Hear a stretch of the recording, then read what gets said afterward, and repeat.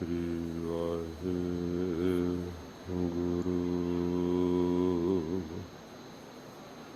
साहिब जी। हर जस रे मना गाए लै, जो संगी है तेरो अवसर बीत्यो जात है। कहयो मान लै मेरो, गुरपूरा जिन सिमरिया सेई भये निहाल। नानक नाम आराधना, कारज आवै रास। सो कहो टल गुर सेवियै, अहनिस सहज सुभाए। दर्शन परसै गुरु कै, जन्म मरण दुख जाए।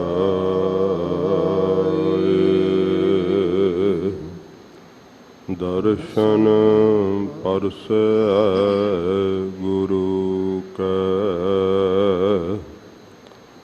जन्म मरण दुख जाए।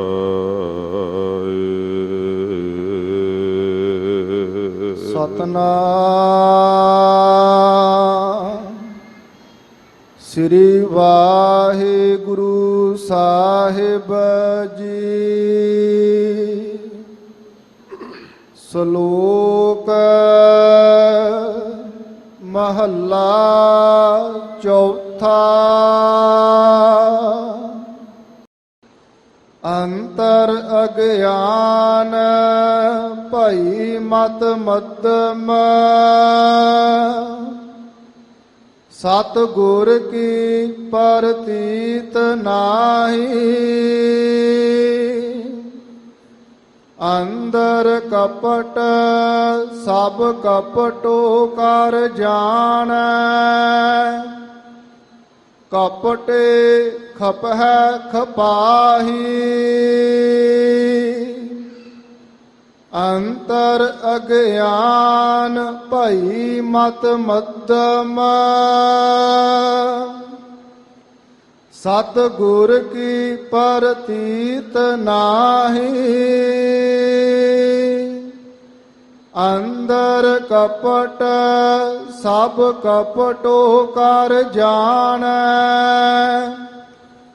कपटे खपै खपाही। सतगुर का भाना चित न आवै, अपने सुआए फिराही। कृपा करे जे अपनी,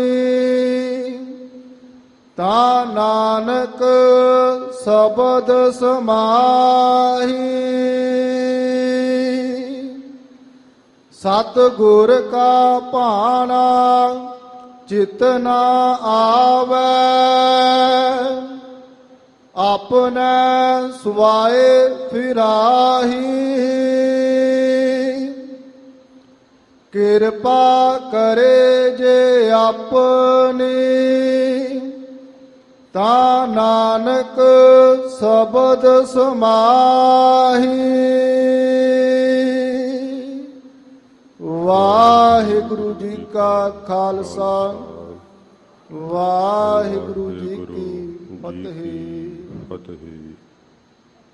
सच्चे पातशाह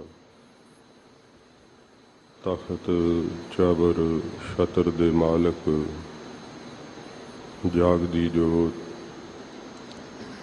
10 ਪਾਤਸ਼ਾਹਾਂ ਦੇ ਆਤਮਕ ਸਵਰੂਪ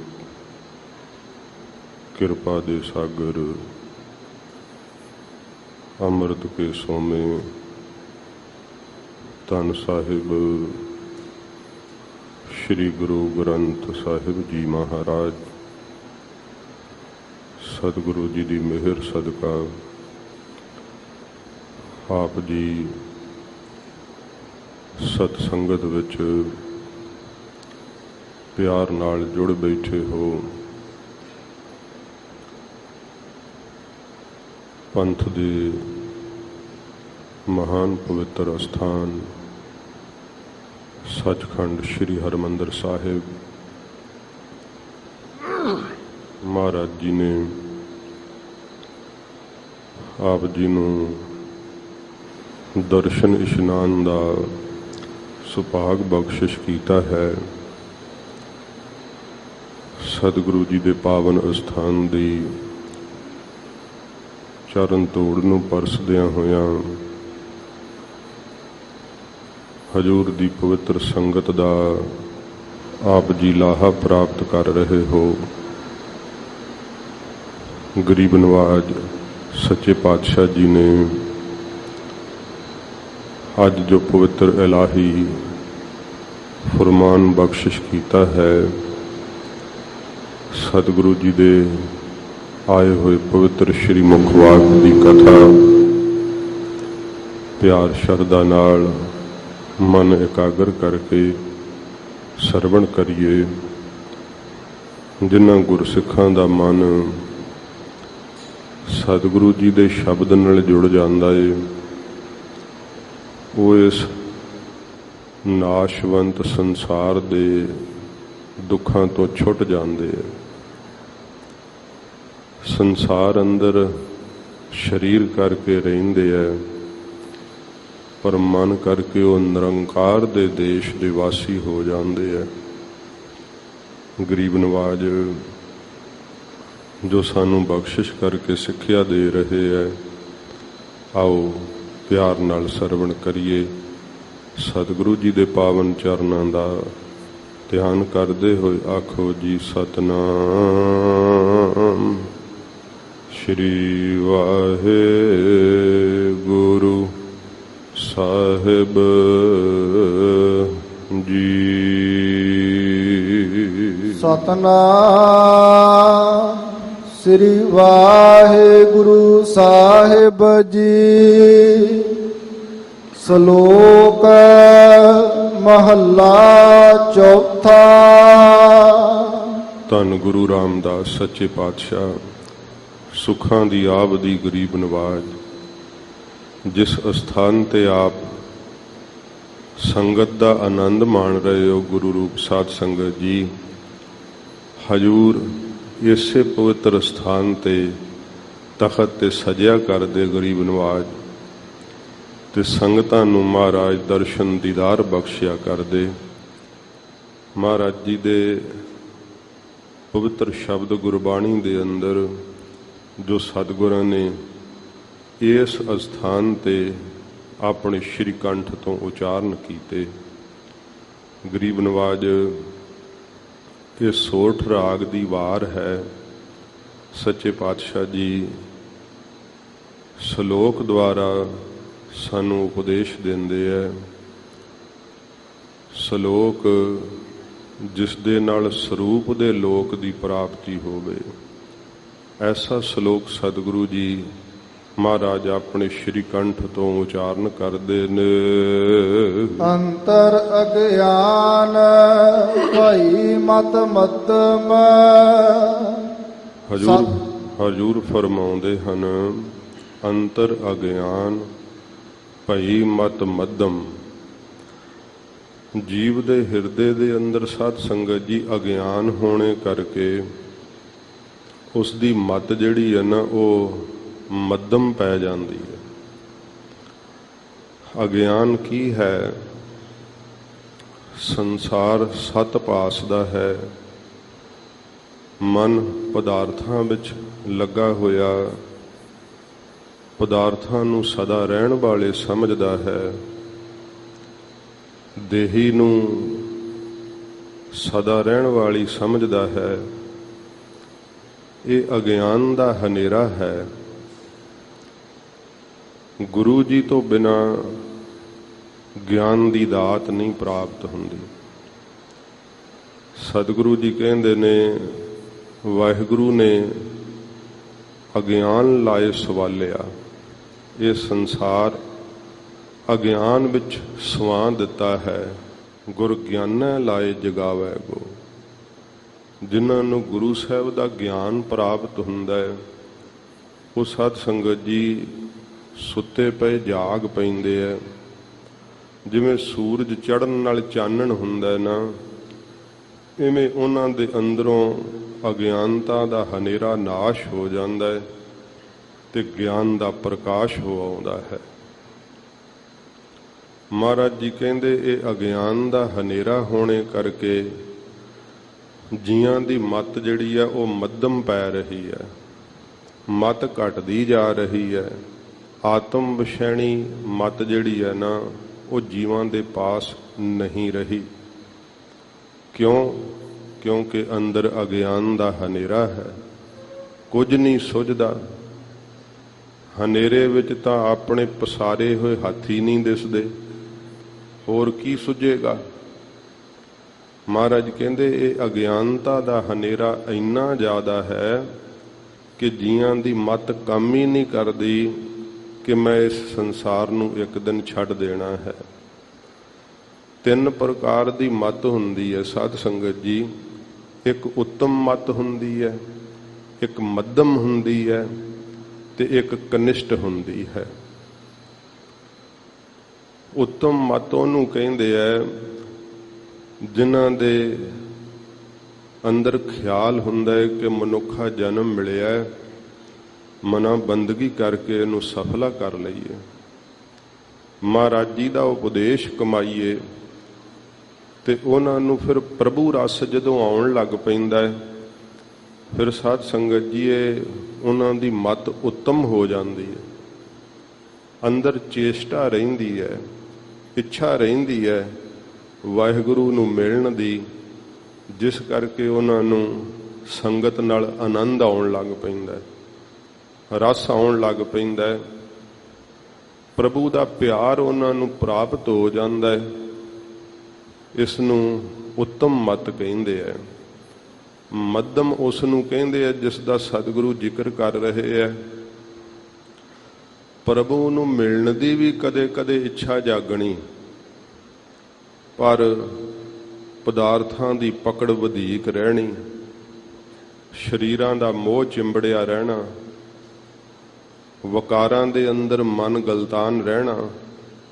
ਕਦੇ ਸੰਗਤ ਕਰਕੇ ਘੜੀ ਪਲ ਬਰਾਗ ਆਇਆ, ਪ੍ਰਭੂ ਨੂੰ ਮਿਲਣ ਦੀ ਇੱਛਾ ਜਾਗੀ, ਸੰਗਤ ਵਿੱਚੋਂ ਉੱਠ ਕੇ ਗਏ, ਫਿਰ ਇਹ ਇੱਛਾ ਭੁੱਲੀ ਗਈ।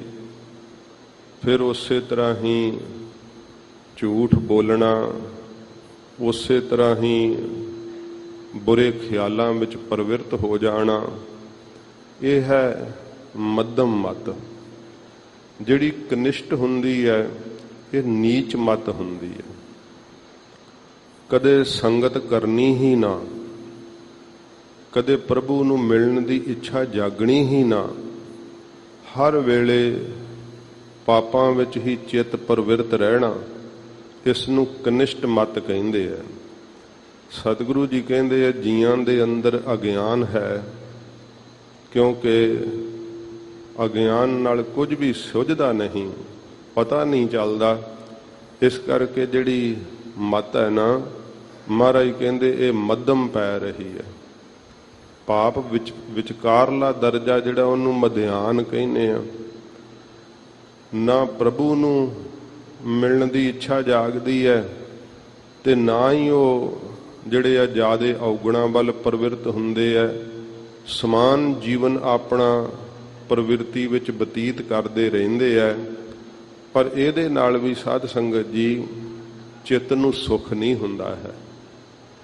ਬੜਾ ਜ਼ਿਆਦਾ ਉਹ ਦੁਖੀ ਹੁੰਦੇ ਆ, ਮਹਾਰਾਜ ਜੀ ਉਹਨਾਂ ਦੀ ਬਾਬਤ ਦੱਸਦੇ ਹਜੂਰ ਫਰਮਾਉਂਦੇ ਆ, ਸਤਿਗੁਰ ਕੀ ਪ੍ਰਤੀਤ ਨਾਹੀ। ਫਿਰ ਉਹਨਾਂ ਦੇ ਅੰਦਰ ਸਤਿਗੁਰੂ ਜੀ ਦੀ ਪ੍ਰਤੀਤੀ ਨਹੀਂ ਆਉਂਦੀ, ਭਾਵ ਭਰੋਸਾ ਨਹੀਂ ਆਉਂਦਾ ਮਹਾਰਾਜ ਜੀ ਦੇ ਉੱਪਰ। ਵਾਹਿਗੁਰੂ ਜੀ ਦੀ ਹੋਂਦ ਦੇ ਉੱਤੇ ਉਹਨਾਂ ਨੂੰ ਨਿਸ਼ਚਾ ਨਹੀਂ ਵੱਜਦਾ। ਮੱਧਮ ਮਤ ਵਾਲੇ ਨੂੰ, ਪਾਪੀ ਦਾ ਤੇ ਭਲਾ ਉਹਦੀ ਬਿਰਤੀ ਹੀ ਜਿਹੜੀ ਉਹ ਕੰਨ ਸਖੋਪਤ ਅਵਸਥਾ ਵਾਲੀ ਹੋ ਜਾਂਦੀ ਹੈ। ਜਿਹੜਾ ਮੱਧਮ ਮਤ ਵਾਲਾ ਨਾ, ਮਹਾਰਾਜ ਜੀ ਕਹਿੰਦੇ ਉਹਨੂੰ ਸਤਿਗੁਰਾਂ ਦੇ ਉੱਪਰ ਭਰੋਸਾ ਨਹੀਂ ਰਹਿੰਦਾ ਹੈ, ਵਾਹਿਗੁਰੂ ਦੇ ਉੱਪਰ ਨਿਸ਼ਚਾ ਨਹੀਂ ਰਹਿੰਦਾ ਹੈ, ਆਪਣੇ ਸਰੀਰਕ ਬਲ ਦਾ ਉਹਨੂੰ ਮਾਣ ਹੁੰਦਾ ਹੈ, ਆਪਣੀ ਅਕਲ ਦਾ ਉਸ ਨੂੰ ਮਾਣ ਹੁੰਦਾ ਹੈ, ਜਿਸ ਕਰਕੇ ਉਹਦੇ ਮਨ ਦੇ ਅੰਦਰ ਸਦਾ ਹੀ ਦੁੰਦਵਾਦ ਪਿਆ ਰਹਿੰਦਾ ਹੈ। ਦੁਖੀ ਹੁੰਦਾ ਹੈ ਪਦਾਰਥਾਂ ਦੇ ਨਾਸ਼ ਹੋਣ ਨਾਲ, ਸੁਖੀ ਹੁੰਦਾ ਹੈ ਪਦਾਰਥਾਂ ਦੇ ਆਉਣ ਕਰਕੇ। ਮਹਾਰਾਜ ਜੀ ਕਹਿੰਦੇ ਉਸ ਨੂੰ ਸਤਿਗੁਰਾਂ ਦੇ ਉੱਪਰ ਭਰੋਸਾ ਨਹੀਂ ਵੱਜਦਾ ਹੈ, ਡਾਵਾਂਡੋਲ ਅਵਸਥਾ ਰਹਿੰਦੀ ਹੈ, ਮਨ ਹਰ ਵੇਲੇ ਪਾਰੇ ਦੀ ਤਰ੍ਹਾਂ ਥਿੜਕਦਾ ਹੀ ਰਹਿੰਦਾ ਹੈ। ਤਾਈਏ ਕਰਕੇ ਬਾਹਰੋਂ ਮੱਧਮ ਮਤ ਵਾਲਾ ਜੀਵ ਧਰਮੀ ਬਣ ਜਾਂਦਾ ਹੈ, ਪਰ ਉਹਦੇ ਅੰਦਰ ਸਾਧ ਸੰਗਤ ਜੀ ਧਰਮ ਪ੍ਰਵੇਸ਼ ਨਹੀਂ ਕਰਦਾ। ਇਸੇ ਕਰਕੇ ਨਹੀਂ ਕਰਦਾ ਕਿ ਉਹਨੇ ਅਗਿਆਨ ਨੂੰ ਨਾਸ਼ ਕਰਨ ਲਈ ਗੁਰੂ ਜੀ ਦਾ ਮੰਤਰ ਨਹੀਂ ਜਪਿਆ, ਵਾਹਿਗੁਰੂ ਮੰਤਰ ਦਾ ਅਭਿਆਸ ਨਹੀਂ ਕੀਤਾ, ਜਿਸ ਕਰਕੇ ਮਤ ਜਿਹੜੀ ਆ ਉਹ ਸਗੋਂ ਘਟਦੀ ਮੱਧਮ ਹੀ ਪੈ ਗਈ। ਇੰਨੀ ਮੱਧਮ ਪੈ ਗਈ ਕਿ ਸੰਸਾਰ ਹੀ ਸੱਤ ਭਾਸਦਾ ਹੈ, ਦੇਹਾਂ ਹੀ ਸੱਤ ਭਾਸਦੀਆਂ। ਵਾਹਿਗੁਰੂ ਜੀ ਦੇ ਉੱਪਰ ਭਰੋਸਾ ਨਹੀਂ ਆਉਂਦਾ, ਸਤਿਗੁਰਾਂ ਦੀ ਬਾਣੀ ਦੇ ਉੱਪਰ ਨਿਸ਼ਚਾ ਨਹੀਂ ਆਉਂਦਾ। ਪੜ੍ਹਨ ਨੂੰ ਪੜ੍ਹ ਵੀ ਲੈਂਦਾ, ਬਾਹਰੋਂ ਧਰਮ ਕਰਮ ਕਰ ਲੈਂਦਾ ਹੈ, ਪਰ ਮਹਾਰਾਜ ਕਹਿੰਦੇ ਮਤ ਮੱਧਮ ਪਈ ਹੋਈ ਹੈ। ਇਸ ਕਰਕੇ ਸਤਿਗੁਰਾਂ ਜੀ ਦੇ ਉੱਪਰ ਉਸ ਨੂੰ ਦਿਲ ਤੋਂ ਨਿਸ਼ਚਾ ਨਹੀਂ। ਇਸੇ ਕਰਕੇ ਸਾਧ ਸੰਗਤ ਜੀ ਮੱਧਮ ਮਤ ਵਾਲਾ ਮਨੁੱਖ ਥਿੜਕ ਜਾਂਦਾ ਹੈ, ਡੋਲ ਜਾਂਦਾ ਹੈ, ਭੁੱਲ ਜਾਂਦਾ ਹੈ। ਮਹਾਰਾਜ ਜੀ ਕਹਿੰਦੇ ਉਹਨਾਂ ਨੂੰ ਭਾਈ ਸਤਿਗੁਰਾਂ ਦੇ ਉੱਪਰ ਭਰੋਸਾ ਨਹੀਂ ਆਉਂਦਾ ਹੈ। ਅੰਦਰ ਕਪਟ ਸਭ ਕਪਟੋ ਕਰ ਜਾਣੈ। ਉਹਦੇ ਅੰਦਰ ਕਪਟ ਹੈ, ਛਲ ਹੈ। ਜਿਹੜਾ ਕਿਸੇ ਨੂੰ ਧੋਖਾ ਦੇਣਾ ਨਾ, ਇਹਨੂੰ ਸਾਧ ਸੰਗਤ ਜੀ ਕਪਟ ਕਹਿੰਦੇ ਆ। ਮਨੁੱਖ ਸੋਚਦਾ ਮੈਂ ਕਿਸੇ ਨੂੰ ਧੋਖਾ ਦੇ ਰਿਹਾ, ਅਸਲ ਵਿੱਚ ਆਪਣੇ ਆਪ ਨਾਲ ਹੀ ਇਹਦੇ ਛਲ ਹੋ ਜਾਂਦਾ ਹੈ। ਮਾਇਆ ਇਹਨੂੰ ਛਲ ਲੈਂਦੀ ਹੈ, ਵਕਾਰ ਇਹਨੂੰ ਛਲ ਲੈਂਦੇ ਹੈ, ਪਰ ਸੋਚਦਾ ਹੈ ਕਿ ਮੈਂ ਮੂਰਖ ਬਣਾ ਰਿਹਾ ਕਿਸੇ ਨੂੰ। ਅੱਜ ਕੱਲ੍ਹ ਖਾਸ ਕਰਕੇ ਆਪਣੇ ਦੇਸ਼ ਵਿੱਚ ਸਾਧ ਸੰਗਤ ਜੀ, ਕਦੇ ਇਹ ਧਰਤੀ ਜਿੱਥੇ ਸਤਿਗੁਰਾਂ ਜੀ ਨੇ ਸਿੱਖੀ ਦਾ ਉਪਦੇਸ਼ ਦਿੱਤਾ, ਇੰਨੀ ਇਥੋਂ ਦੀ ਰਿਆਇਆ ਇਮਾਨਦਾਰ ਹੁੰਦੀ ਸੀ, ਦਿਲੋਂ ਸੱਚੇ ਸੁੱਚੇ ਹੁੰਦੇ ਸਨ ਕਿ ਕਿਸੇ ਦਾ ਕੌੜਾ ਬੋਲ ਕੇ ਦਿਲ ਤੱਕ ਨਹੀਂ ਸੀ ਦਿਖਾਉਂਦੇ, ਕਿਸੇ ਨੂੰ ਛਲ ਤਾਂ ਕਰਕੇ ਲੁੱਟਣਾ ਤਾਂ ਕੀ। ਪਰ ਅਜਿਹਾ ਪ੍ਰਭਾਵ ਸਮੇਂ ਦਾ ਵਰਤਿਆ, ਇੱਕ ਦੂਸਰੇ ਨੂੰ ਮੂਰਖ ਬਣਾਉਣ ਦੇ ਵਿੱਚ ਲੱਗੇ ਹੋਏ, ਦੂਸਰਾ ਦੂਸਰੇ ਨੂੰ ਛਲਣ ਵਿੱਚ ਲੱਗਾ ਹੋਇਆ ਹੈ। ਤੇ ਇਸ ਤਰ੍ਹਾਂ ਸਮਝਦੇ ਹੋਏ ਇਉਂ ਸੋਚਦੇ ਆ ਕਿ ਅਸੀਂ ਬੜੇ ਚਲਾਕ ਹਾਂ, ਮੈਨੂੰ ਬੜੀ ਸਮਝ ਹੈ, ਜੋ ਮੈਨੂੰ ਪਤਾ ਹੈ ਉਹ ਤਾਂ ਹੋਰ ਕਿਸੇ ਨੂੰ ਪਤਾ ਹੀ ਨਹੀਂ, ਬਾਕੀ ਤਾਂ ਸਭ ਮੂਰਖ ਹੀ ਫਿਰਦੇ ਆ। ਪਰ ਸਤਿਗੁਰੂ ਜੀ ਦੀ ਬਾਣੀ ਦੱਸਦੀ ਹੈ, ਸਤਸੰਗੀ ਨੂੰ ਪਤਾ ਲੱਗ ਜਾਂਦਾ ਹੈ ਕਿ ਬਈ ਤੂੰ ਆਪਣੇ ਆਪ ਨੂੰ ਬੜਾ ਚਾਤੁਰ ਸਮਝ ਰਿਹਾ, ਚਲਾਕ ਸਮਝ ਰਿਹਾ, ਪਰ ਮੇਰੇ ਗੁਰੂ ਜੀ ਦੀ ਸਿੱਖਿਆ ਮੁਤਾਬਕ ਤੂੰ ਅਤ ਮੂਰਖ ਹੈ। ਇੱਕ ਤਾਂ ਮਹਾਰਾਜ ਨੇ ਕਿਹਾ ਕਿ ਮੂਰਖਾਂ ਸਿਰ ਮੂਰਖ ਹੈ ਜੇ ਮੰਨੇ ਨਾ ਹੀ ਨਾਓ। ਜਿਹਨੂੰ ਸਤਿਗੁਰੂ ਜੀ ਦੇ ਉੱਤੇ ਪ੍ਰਤੀਤ ਨਹੀਂ ਹੈ, ਭਰੋਸਾ ਨਹੀਂ ਹੈ, ਉਹ ਤਾਂ ਮਹਾ ਮੂਰਖ ਹੈ। ਫਿਰ ਮਹਾਰਾਜ ਕਹਿੰਦੇ ਉਹਦੇ ਅੰਦਰ ਕਪਟ ਹੈ ਹਰ ਵੇਲੇ, ਛਲ ਹੈ ਹਰ ਵੇਲੇ, ਧੋਖਾ ਦੇਣ ਦੀ ਨੀਤ ਬਣੀ ਰਹਿੰਦੀ ਹੈ। ਤੇ ਨਿਤ ਕਪਟੋ ਕਰ ਜਾਣ, ਨਿਤਾ ਪ੍ਰਤੀ ਦੂਸਰੇ ਵਾਸਤੇ ਵੀ ਉਹ ਇਹ ਹੀ ਸੋਚਦਾ ਹੈ ਕਿ ਇਹ ਮੈਨੂੰ ਕਪਟ ਕਰੂਗਾ ਮੇਰੇ ਨਾਲ, ਧੋਖਾ ਦੇਊਗਾ, ਛਲ ਕਰੂਗਾ। ਜੇ ਆਪ ਨਹੀਂ ਨਾ ਕਰਦਾ ਤੇ ਦੂਸਰੀ ਬਾਬਤ ਇਹੋ ਹੀ ਸੋਚਦਾ ਹੈ ਕਿ ਇਹ ਮੈਨੂੰ ਕਿਤੇ ਛਲ ਨਾ ਲਵੇ, ਇਹ ਮੈਨੂੰ ਧੋਖਾ ਦੇਊਗਾ। ਅੱਜ ਕੋਈ ਵੀ ਕਿਸੇ ਤੇ ਭਰੋਸਾ ਨਹੀਂ ਕਰਦਾ। ਗੁਰੂ ਅਸਥਾਨਾਂ ਤੇ ਵੀ ਆ ਕਰਕੇ ਆਪਾਂ ਕਿਸੇ ਸਤਸੰਗੀ ਤੇ ਵੀ ਭਰੋਸਾ ਨਹੀਂ ਕਰਦੇ। ਸਮੇਂ ਦਾ ਪ੍ਰਭਾਵ ਕਿਹੋ ਜਿਹਾ ਵਰਤ ਗਿਆ, ਜਦੋਂ ਕਿ ਗੁਰਸਿੱਖਾਂ ਇੱਕੋ ਪਿਆਰ, ਗੁਰ ਮਿੱਤਾਂ ਪੁੱਤਾਂ ਭਾਈਆਂ। ਅਸੀਂ ਸੰਗਤ ਵਿੱਚ ਜੋੜੇ ਝਾੜਦੇ ਹਾਂ, ਸੇਵਾ ਕਰਦੇ ਹਾਂ, ਪਰ ਸੰਗਤ ਨੂੰ ਗੁਰੂ ਰੂਪ ਜਾਣ ਲੈਣਾ ਇਹ ਗੁਰੂ ਜੀ ਦੇ ਸ਼ਬਦ ਦੀ ਕਮਾਈ ਤੋਂ ਬਿਨਾਂ ਨਹੀਂ ਸਾਧ ਸੰਗਤ ਜੀ ਦਾਤ ਪ੍ਰਾਪਤ ਹੁੰਦੀ। ਸਤਿਗੁਰੂ ਜੀ ਕਹਿੰਦੇ ਨੇ ਅਗਿਆਨ ਕਰਕੇ ਮਤ ਭੁੱਲ ਜਾਂਦੀ ਹੈ, ਮੱਧਮ ਪੈ ਜਾਂਦੀ ਹੈ, ਉਸ ਦੇ ਅੰਦਰ ਇੰਨਾ ਗੁਵਾਰ ਹੁੰਦਾ ਹੈ, ਹਰੇਕ ਨਾਲ ਛਲ ਕਰਦਾ, ਧੋਖਾ ਕਰਦਾ, ਤੇ ਆਪਣਾ ਚਿੱਤ ਛਲੀਆ ਨਾ ਤੇ ਦੂਸਰੇ ਨੂੰ ਵੀ ਛਲੀਆ ਹੀ ਕਰਕੇ ਸਮਝਦਾ ਵੀ ਇਹ ਸਾਰੇ ਧੋਖੇਬਾਜ਼ ਹੈ। ਤੇ ਇਸੇ ਕਰਕੇ ਦੁਨੀਆ ਦੀ ਬਾਬਤ ਸੋਚਦੇ ਹੋਏ ਕਹਿੰਦੇ ਆ ਕਿ ਅੱਜ ਕੱਲ ਦੁਨੀਆ ਜੀ ਬੜੀ ਧੋਖੇਬਾਜ਼ ਹੈ, ਬੜਾ ਫਰੇਬ ਕਰਦੇ ਆ। ਤੇ ਜੇ ਗੁਰਮੁਖਾਂ ਨੂੰ ਪੁੱਛੋ ਨਾਮ ਰਸ਼ੀਆਂ ਨੂੰ, ਤੇ ਗੁਰਮੁਖ ਕਹਿੰਦੇ ਆ ਕਿ ਸਾਰੇ ਭਜਨ ਕਰ ਰਹੇ ਆ, ਸਾਰੇ ਹੀ ਗੁਰਮੁਖ ਹੈ। ਗੁਰਮੁਖਾਂ ਨੂੰ ਸਾਰੇ ਹੀ ਨਾਮ ਜਪਦੇ ਪ੍ਰਤੀਤ ਹੁੰਦੇ। ਵਾਹਿਗੁਰੂ ਦੀ ਜੋਤ ਸਭ ਦੇ ਅੰਦਰ ਉਹਨਾਂ ਨੂੰ ਦਿਸਦੀ ਹੈ। ਸਾਰਿਆਂ ਨੂੰ ਭਲਾ ਕਰਕੇ ਹੀ ਸਮਝਦੇ ਆ ਕਿ ਬਈ ਬੜੇ ਭਲੇ ਲੋਕ ਆ ਸਾਰੇ। ਇਹ ਮਹਾਰਾਜ ਕਹਿੰਦੇ ਬਿਰਤੀ ਉਸ ਦੀ ਆਪਣੀ ਇਸ ਤਰ੍ਹਾਂ ਦੀ ਬਣ ਜਾਂਦੀ ਹੈ ਕਿ ਨਿਤਾ ਪ੍ਰਤੀ ਆਪ ਕਪਟ ਕਰਦਾ, ਛਲ ਕਰਦਾ, ਤੇ ਨਿਤ ਕਪਟੋ ਕਰ ਜਾਣਾ। ਨਿਤਾ ਪ੍ਰਤੀ ਇਹੋ ਹੀ ਜਾਣਦਾ ਹੈ, ਸਮਝਦਾ ਹੈ ਕਿ ਦੂਸਰਾ ਵੀ ਕਪਟੀ ਹੈ, ਛਲੀਆ ਹੈ। ਕਪਟੇ ਖਪਹਿ ਖਪਾਹੀ। ਉਸ ਛਲ ਵਿੱਚ, ਉਸ ਧੋਖੇਬਾਜ਼ੀ ਵਿੱਚ ਮਹਾਰਾਜ ਕਹਿੰਦੇ ਆਪ ਖਪਦਾ ਤੇ ਜਿਹੜੇ ਉਹਦੇ ਸਾਥੀ ਹੁੰਦੇ ਉਹਨਾਂ ਨੂੰ ਖਪਾਉਂਦਾ ਹੈ। ਕੀ ਕਰਦੇ ਆ ਲੋਕ? ਪੈਸੇ ਲੈ ਕੇ ਮੁੱਕਰ ਜਾਂਦੇ ਆ, ਧੋਖਾ ਦਿੰਦੇ ਆ, ਸਮੇਂ ਸਿਰ ਦੇ ਦੇਵਾਂਗਾ, ਨਹੀਂ ਦਿੰਦੇ। ਸਾਥੀ ਕੋਲੋਂ ਹੀ ਪੈਸੇ ਲਏ, ਧੋਖਾ ਦੇ ਕਰਕੇ ਫਿਰ ਦਿੱਤੇ ਹੀ ਨਹੀਂ ਵਾਪਸ। ਉਹ ਆਪ ਵੀ ਖਪਿਆ ਤੇ ਜਿਹੜਾ ਲੈਣ ਵਾਲਾ ਉਹਨ ਤਾਂ ਫਿਰ ਖਪਣਾ ਹੀ ਸੀ ਨਾ, ਮੰਗਣਾ ਹੀ ਸੀ ਬਾਰ-ਬਾਰ। ਇਉਂ ਸਾਧ ਸੰਗਤ ਜੀ, ਜਿੱਥੇ ਉਹਨਾਂ ਦੀ ਕੋਈ ਮਿੱਤਰਤਾ ਹੁੰਦੀ ਹੈ ਨਾ, ਉੱਥੇ ਹੀ ਐਸਾ ਮਨੁੱਖ ਪਰਿਵਾਰ ਦੇ ਅੰਦਰ ਵੀ ਵਿਸ਼ਈ ਨਿਗਾਹ ਰੱਖਦਾ ਹੋਇਆ ਅੰਦਰੋਂ ਕਪਟ ਕਰਦਾ ਹੈ, ਛਲ ਕਰਦਾ ਹੈ। ਦੂਸਰੇ ਦੀ ਮਾਤਾ ਦੇ ਉੱਤੇ ਮਾਤਾ ਵਾਲਾ ਨਿਸ਼ਚਾ ਨਹੀਂ ਹੈ, ਦੂਸਰੇ ਦੀ ਭੈਣ ਦੇ ਉੱਪਰ ਭੈਣ ਵਾਲਾ ਨਿਸ਼ਚਾ ਨਹੀਂ ਹੈ। ਉੱਤੋਂ ਪ੍ਰੀਤ ਹੈ ਦਿਖਾ ਰਿਹਾ, ਪਰ ਮਹਾਰਾਜ ਕਹਿੰਦੇ ਭਾਈ ਉਹ ਵਕਾਰੀ ਨਿਗਾਹ ਨਾਲ ਵੇਖਦਾ ਹੋਇਆ ਅੰਦਰ ਕਪਟ ਹੈ, ਉਸ ਦੇ ਛਲ ਹੈ। ਹਾਂ, ਮੌਕਾ ਨਹੀਂ ਬਣਦਾ ਉਹ ਛਲ ਦਾ, ਪਰ ਅੰਦਰ ਛਲ ਹੈ, ਅੰਦਰ ਧੋਖਾ ਹੈ। ਤੇ ਸਤਿਗੁਰੂ ਜੀ ਕਹਿੰਦੇ ਭਾਈ ਅੰਦਰ ਛਲ ਹੋਣੇ ਕਰਕੇ ਉਹ ਆਪ ਖਪਦਾ ਏ ਤੇ ਦੂਸਰਿਆਂ ਨੂੰ ਵੀ ਜਿਹੜੇ ਉਹਦੇ ਸੰਗੀ ਸਾਥੀ ਹੁੰਦੇ ਐ ਉਹਨਾਂ ਨੂੰ ਵੀ ਸਭ ਨੂੰ ਇਹ ਧੋਖੇਬਾਜ਼ੀ ਦੇ ਅੰਦਰ, ਕਪਟ ਦੇ ਅੰਦਰ ਹੀ ਮਹਾਰਾਜ ਕਹਿੰਦੇ ਭਾਈ ਦੁਖੀ ਕਰਦਾ ਰਹਿੰਦਾ ਹੈ, ਉਹਨਾਂ ਨੂੰ ਵੀ ਖਪਾਉਂਦਾ ਹੈ।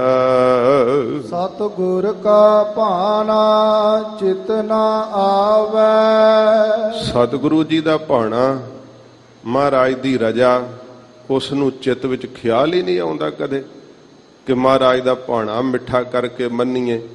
ਉਹ ਸੋਚਦਾ ਕਿ ਮੈਂ ਆਪਣੀ ਮਰਜ਼ੀ ਨਾਲ ਜੋ ਚਾਹਾਂ ਕਰ ਸਕਦਾ ਹਾਂ ਤੇ ਮੈਂ ਕਰ ਰਿਹਾ ਹਾਂ।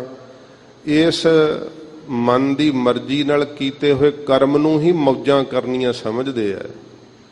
ਸੱਚੇ ਪਾਤਸ਼ਾਹ ਜੀ ਕਹਿੰਦੇ ਭਾਈ ਇਹ ਮੌਜਾਂ ਨਹੀਂ ਹੈ, ਤੂੰ ਕਰਮਾਂ ਦਾ ਵੱਜ ਜਾਵੇਂਗਾ ਤੇ ਇਹ ਵੱਜਿਆ ਛੁੱਟ ਨਹੀਂ ਸਕੇਗਾ।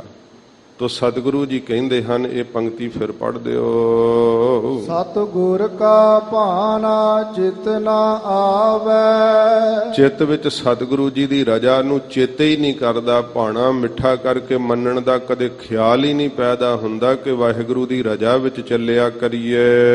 ਆਪਣਾ ਸਵਾਏ ਫਿਰਾਹੀ। ਉਹ ਆਪਣੇ ਸਵਾਏ ਪ੍ਰਯੋਜਨ ਵਾਸਤੇ ਤੁਰੇ ਫਿਰਦੇ ਰਹਿੰਦੇ ਆ, ਆਪਣੇ ਮਤਲਬ ਵਾਸਤੇ ਉਹ ਸਾਧ ਸੰਗਤ ਜੀ ਕਿਤੇ ਜਾਂਦੇ ਆ ਜਾਂ ਕਿਤੇ ਕਿਸੇ ਨਾਲ ਕੋਈ ਸੰਬੰਧ ਕਰਦੇ ਆ ਤੇ ਆਪਣੇ ਮਤਲਬ ਵਾਸਤੇ, ਆਪਣਾ ਪ੍ਰਯੋਜਨ ਹੁੰਦਾ ਹੈ, ਸਵੈ ਪ੍ਰਯੋਜਨ ਤੋਂ ਬਿਨਾਂ ਤਾਂ ਕੁਝ ਵੀ ਨਹੀਂ ਕਰਦੇ। ਐਸੇ ਮਨੁੱਖ ਨੂੰ ਕੋਈ ਕਹੇ ਕਿ ਚੱਲ ਗੁਰੂ ਘਰ ਯਾਤਰਾ ਕਰ ਆਈਏ, ਦਰਸ਼ਨ ਕਰਨ ਚੱਲੀਏ, ਉਹ ਪੁੱਛਦਾ ਕਿ ਉੱਥੇ ਕੀ ਮਿਲੇਗਾ, ਕੀ ਲਾਭ ਹੈ ਉੱਥੇ ਜਾਣ ਦਾ। ਤੇ ਜੇ ਕਹਿ ਦੇਵੇ ਕਿ ਉੱਥੇ ਬੜੀ ਮਾਇਆ ਮਿਲਣੀ ਹੈ, ਉੱਥੇ ਪਦਾਰਥ ਬੜੇ ਮਿਲਦੇ ਆ, ਉਹਦਾ ਪ੍ਰਯੋਜਨ ਸਿੱਧ ਹੁੰਦਾ ਕਿ ਚੱਲ ਫਿਰ ਚੱਲੀਏ। ਸਤਿਗੁਰੂ ਜੀ ਕਹਿੰਦੇ ਉਹ ਆਪਣੇ ਮਤਲਬ ਵਾਸਤੇ ਹੀ, ਐਸੇ ਪੁਰਖ ਕਈ ਵਾਰੀ ਮਤਲਬ ਵਾਸਤੇ ਹੀ ਸੰਗਤ ਵਿੱਚ ਆਏ ਹੁੰਦੇ, ਕਿਉਂਕਿ ਉਹਨਾਂ ਦਾ ਕੋਈ ਕੰਮਕਾਰ ਹੁੰਦਾ ਹੈ, ਸੰਗਤ ਨਹੀਂ ਕਰਦੇ ਅੰਦਰੋਂ ਦਿਲੋਂ ਪਿਆਰ ਨਾਲ, ਸ਼ਬਦ ਨਾਲ ਨਹੀਂ ਜੁੜਦੇ, ਪਰ ਆ ਜਾਂਦੇ ਆ। ਪਰ ਮਹਾਰਾਜ ਕਹਿੰਦੇ ਭਾਈ ਉਹਨਾਂ ਚਿੱਤ ਉਦਾਸ, ਇੱਥੇ ਉਹਨਾਂ ਦਾ ਚਿੱਤ ਉਦਾਸ ਰਹਿੰਦਾ, ਕਿਉਂਕਿ ਉਹ ਆਪਣੇ ਪ੍ਰਯੋਜਨ ਵਾਸਤੇ ਆਏ ਹੋਏ ਆ, ਉਹ ਮਤਲਬ ਵਾਸਤੇ। ਮਹਾਰਾਜ ਜੀ ਕਹਿੰਦੇ ਭਾਈ ਆਪਣੇ ਸਵਾਏ ਸਵਾਰਥ ਵਾਸਤੇ ਤੁਰੇ ਫਿਰਦੇ ਆ। ਕਿਰਪਾ ਕਰੇ ਜੇ ਆਪਣੀ, ਜੇ ਮੇਰੇ ਸਤਿਗੁਰੂ ਜੀ ਆਪਣੀ ਕਿਰਪਾ ਮਿਹਰ ਕਰਕੇ ਕਰ ਦੇਣ, ਤਾਂ ਨਾਨਕ ਸ਼ਬਦ ਸਮਾਹੀ। ਗੁਰੂ ਰਾਮਦਾਸ ਸਾਹਿਬ ਜੀ ਮਹਾਰਾਜ ਸਤਿਗੁਰੂ ਜੀ ਕਹਿੰਦੇ ਆ ਉਹ ਵੀ ਸ਼ਬਦ ਵਿੱਚ ਸਮਾ ਸਕਦਾ ਹੈ, ਜੇ ਮੇਰੇ ਸਤਿਗੁਰੂ ਕਿਰਪਾ ਕਰ ਦੇਣ।